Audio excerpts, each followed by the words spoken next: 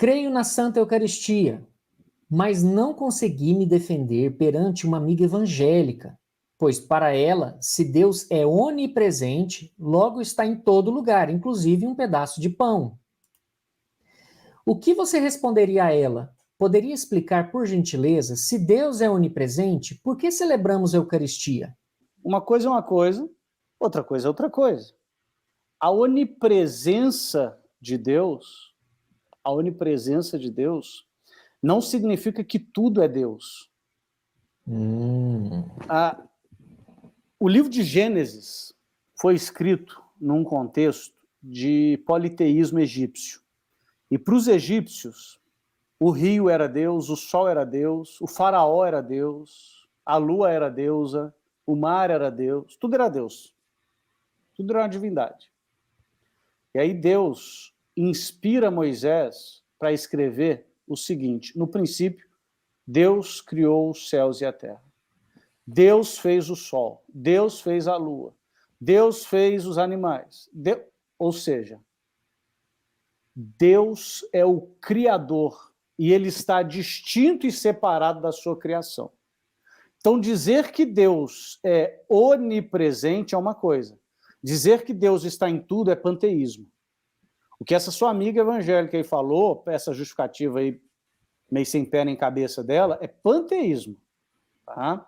Tem nada a ver uma coisa com a outra. Por quê? Porque Deus está em tudo. Mas Deus não é tudo. Existe uma separação, uma distinção entre criação e criador. Primeira coisa. Segunda coisa, quando Jesus se fez carne, ou seja, a segunda pessoa da Santíssima Trindade se tornou um de nós, o Deus Todo-Poderoso se limitou no tempo e no espaço. Por isso que a gente crê na doutrina da kenosis, ou seja, do esvaziamento. O que é dizer que Cristo se esvaziou? É dizer que ele se autolimitou. Quando Cristo estava aqui, o Cristo era o próprio Deus. Por isso que todas as vezes que alguém se curvava e adorava Cristo, Tomé, o ex-cego, né, o cego lá de João capítulo 9, quando as pessoas se curvavam e adoravam Jesus, adoravam a carne de Jesus. O corpo, sangue, alma e divindade de Jesus eram adorados. E ali estava o Deus encarnado. E hoje, Jesus é a Eucaristia. De modo que a gente pode adorar a Eucaristia. Porque a Eucaristia é o próprio Deus. Então não confunda onipresença com panteísmo.